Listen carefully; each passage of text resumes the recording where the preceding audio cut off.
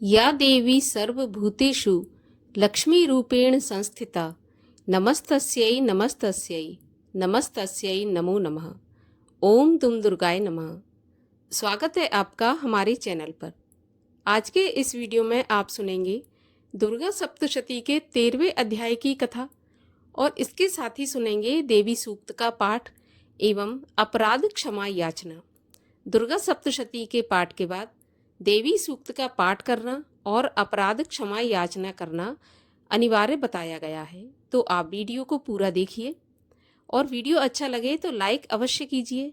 साथ ही साथ हमारे चैनल पर बैसाख मास के महात्म्य की कथाएं भी सुनाई जाएंगी। इसके लिए आप चैनल को सब्सक्राइब करके बेल आइकन को प्रेस कर लीजिए, जिससे सही समय पर आपको वीडियो प्राप्त हो सके। और आज का वीडियो अच्छा लगे तो लाइक करके शेयर करना बिल्कुल मत भूलिए। तो चलिए अब हम सुनते हैं दुर्गा सप्तशती के 13वें अध्याय की कथा। ऋषि बोले, हे राजन, इस प्रकार मैंने देवी जी का उत्तम महात्म तुम्हें कहकर सुनाया है। जिसने इस जगत को धारण कर रखा है वह देवी इस प्रकार के प्रभाव वाली है। वही देवी विद्या उत्पन्न करती हैं। उसी विष्णु की माया ने ही, हे राजन, तुमको, इस वैश्य को तथा और भी विवेकवान जनों को मोहित करके रखा है। यह पहले भी मोहित थे, फिर आगे भी मोहित होंगे। इसलिए हे महाराज, तुम उसी परमेश्वरी की शरण में जाओ, क्योंकि वही देवी आराधना करने पर मनुष्यों को भोग, स्वर्ण एवं मोक्ष प्रदान करती हैं। मार्कंडेय ऋषि बोले, कौष्टुक जी, इस प्रकार ऋषि की बात सुनकर राजा सुरथ ने उत्तम व्रतधारी महाभाग मेधा ऋषि को प्रणाम किया तथा ममता और राज्य आदि के हरण से दुखी होकर तत्काल ही वह राजा तप करने चला गया। वह वैश्य भी नदी के पास जाकर भगवती के दर्शन के लिए देवी सूक्त का जप करने लगा और फिर राजा तथा वैश्य दोनों नदी के पास मृत्तिका से देवी की मूर्ति बनाकर प्रतिदिन पुष्प, धूप और हवन तर्पण आदि से धीरे धीरे आहार थोड़ा करते हुए निराहार होकर एकाग्रता से देवी जी में मन लगाकर एक चित्त होकर देवी जी की आराधना करने लगे। उन दोनों ने बलि प्रदान के समय अपने अंगों के रुधिर का प्रोक्षण किया। इसी प्रकार संयम पूर्वक 3 वर्ष पर्यंत आराधना करते रहे। तब तो जगत को धारण करने वाली देवी ने प्रत्यक्ष होकर दर्शन दिया और तब राजा से चंडिका देवी जी बोली, हे राजन कुलनंदन, तुम दोनों जिस अभिष्ट की प्राप्ति के लिए मेरी प्रार्थना करते हो वह मुझसे मांगो। मैं प्रसन्न हूँ, तुम्हें सब कुछ दूंगी। मार्कंडेय जी बोले, तब राजा ने तो दूसरे जन्म में अक्षय रहने वाला राज्य मांगा और इस जन्म में शत्रु सेना का बलपूर्वक नाश करके फिर अपने राज्य की प्राप्ति का वरदान मांगा। वैश्य का तो चित्त संसार से खिन्न हो चुका था, इसलिए उस बुद्धिमान ने उस ज्ञान का वर मांगा जिसके द्वारा संसार की अहंता ममतात्मक आसक्ति नष्ट हो जाए। देवी बोली, हे राजन, थोड़े दिनों तक तुम अपना राज्य पालोगे, कठिनता के बिना ही अपने शत्रुओं का नाश करोगे।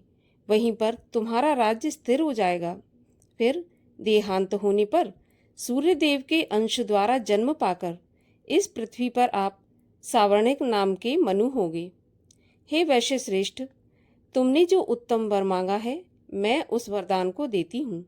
मोक्ष प्राप्ति के लिए तुम्हें उस ज्ञान की प्राप्ति होगी। मार्कंडेय जी बोले, इस प्रकार देवी जी ने उन्हें अभिलाषित वर दिए। फिर उन दोनों की भक्तिपूर्वक की हुई स्तुति से प्रसन्न होकर देवी तत्काल ही अंतर्ध्यान हो गई। इस प्रकार वह क्षत्रिय श्रेष्ठ सुरथ देवी से वर पाकर फिर सूर्य से। इस प्रकार दुर्गा सप्तशती के 13वें अध्याय का यहीं पर समापन होता है। और अब सुनते हैं हम देवी सूक्त का पाठ। भगवती देवी बोली, मैं रुद्र, वसु, आदित्य और विश्वदेव रूप से सर्वत्र विचरती हूँ। मित्र, वरुण, इंद्र, अग्नि और अश्विनी कुमारों को भी मैंने ही धारण कर रखा है। सोम, याग, विश्वकर्मा, सूर्य और ईश्वर नाम के देव मैंने ही धारण कर रखे हैं। जो देवताओं के उद्देश्य से प्रचुर हवि युक्त सोम याग आदि का अनुष्ठान करते हैं, उन यजमानों का फल मुझ में विद्यमान है। इस ब्रह्मांड की अधिष्ठात्री, पार्थिव और अपार्थिव देने वाली मैं ही हूँ। ब्रह्म साक्षात संविद ज्ञान रूपा मैं ही हूँ। यह ज्ञान ही सब उपासनाओं का मूल है। मैं ही अनंत जीवों में प्रविष्ट हूँ। देवता इस प्रकार अनेक भावों से मेरी उपासना करते हैं। जीव तो अन्न आदि खाद्य द्रव्य भक्षण करता है, देखता है, वह प्राण धारण करता है तथा सुनता है। ये सब क्रियाएं मेरे द्वारा ही सिद्ध होती हैं।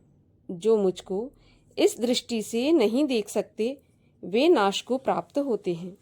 हे सौम्य, तुमसे जो तत्व कहे हैं उन्हें श्रद्धा पूर्वक सुनो। मैं यह उपदेश स्वयं दे रही हूँ। देवता और मनुष्यों द्वारा यही सेवित है। मैं जिसे चाहती हूँ उसे उच्च पद प्रदान करती हूँ, ब्रह्म बनाती हूँ तथा ऋषि और सर्व ज्ञान संपन्न सुमेधा बनाती हूँ।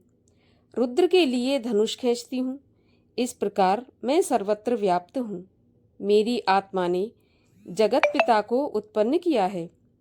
इसके ऊपरी भाग में आनंदमय कोश के अंदर विज्ञानमय कोश में तेरा कारण अवस्थित है। मैं समस्त भुवनों में प्रविष्ट होकर रहती हूँ। स्वर्गलोक में मेरे शरीर से स्पष्ट है। मैं जल वायु की भांति प्रथित होती हूँ, तभी ही यह सारी सृष्टि आरंभ होती है। इस स्वर्ग तथा मृत्युलोक के परे मैं विद्यमान हूँ। यही तो मेरी महिमा है। अपराध क्षमा याचना। हे परमेश्वरी, मेरे द्वारा रात दिन हजारों अपराध होते हैं। यह मेरा दास है ऐसा समझकर मेरे उन अपराधों को तुम कृपा पूर्वक क्षमा करो। हे परमेश्वरी, मैं आवाहन नहीं जानता, विसर्जन करना नहीं जानता तथा पूजा करने का ढंग भी नहीं जानता। मुझे क्षमा करो। हे देवी, हे सुरेश्वरी, मैंने जो मंत्रहीन, क्रियाहीन और भक्तिहीन पूजन किया है, वह सब आपकी कृपा से पूर्ण हो। हे जगदम्बिके, मैं अपराधी हूँ, किंतु तुम्हारी शरण में आया हूँ। इस समय दया का पात्र हूँ। जैसा चाहो वैसा करो। हे देवी, हे परमेश्वरी, अज्ञान से, भूल से अथवा बुद्धि भ्रांति होने से मैंने जो न्यूनता या अधिकता कर दी हो, वह सब क्षमा करो और प्रसन्न हो जाओ। सच्चिदानंद स्वरूपा परमेश्वरी, जगत माता कामेश्वरी, तुम प्रेम पूर्वक मेरी यह पूजा स्वीकार करो और मुझ पर प्रसन्न रहो। इस प्रकार से दुर्गा सप्तशती के 13वें अध्याय की कथा और देवी सूक्त का पाठ एवं अपराध क्षमा याचना का पाठ यहीं पर समाप्त होता है। माता रानी की कृपा हमेशा आप पर और आपके परिवार पर बनी रहे। अगर वीडियो अच्छा लगा हो तो एक लाइक अवश्य कर दीजिए और चैनल को सब्सक्राइब करके जाइए।